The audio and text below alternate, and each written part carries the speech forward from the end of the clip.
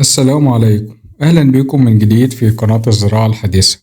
هنتكلم النهاردة عن أسعار الرز الشعير وأسعار الرز الأبيض وأسعار مخلفات الرز وأسعار الذرة المستورد والذرة المحلي وأسعار فول الصويا المستورد وفول الصويا المحلي وأسعار القطن وأسعار الفاصوليا. زي ما احنا متعودين مع حضراتكم هنبدأ بأسعار الذرة. سعر الذرة المستورد الأصفر البرازيلي في ثبات في الأسعار، والأسعار ما اتحركتش من الأسبوع اللي فات.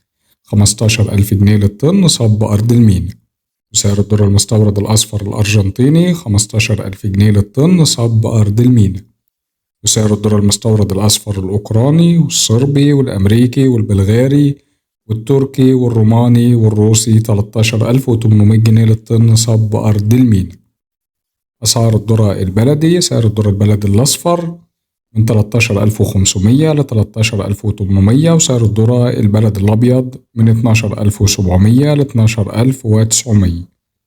بالنسبة لأسعار القطن: سعر القطن جيزة 94 بره المزادات، الإمطار 157 كيلو ونص، من 11,500 ل 11,600 جنيه للإمطار. الأسعار بتختلف من مكان للتاني ومن تاجر لآخر. وعلى أول الأسبوع اللي جاي يوم الأحد أو الاثنين بالكتير هيتم تحديد ميعاد مزاد القطن القادم بإذن الله. أسعار الفاصوليا: سعر الفاصوليا الشتوي من 68,000 جنيه ل 70,000 جنيه، وسعر الفاصوليا الصيفي من 74,000 جنيه ل 75,000 جنيه على حسب جودة البضاعة والفرز والصنف.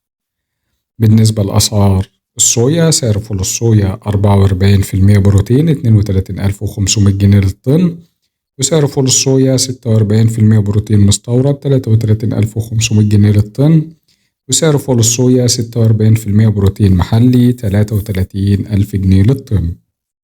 أسعار الرز الشعير اليوم: سعر الرز الشعير الرفيع والصال للمضرب من 17,700 ل 17,800 جنيه للطن، وسعر الرز الشعير العريض والصال للمضرب من 18,000 جنيه ل 18,200 جنيه للطن.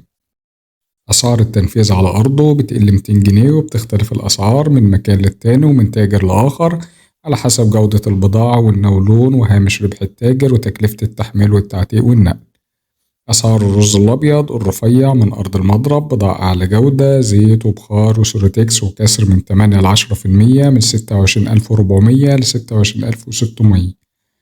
وسعر الرز الأبيض العريض: بضاعة أعلى جودة، زيت وبخار وسوريتكس وكسر من 8 ل 10%، من 27,600 ل 27,800.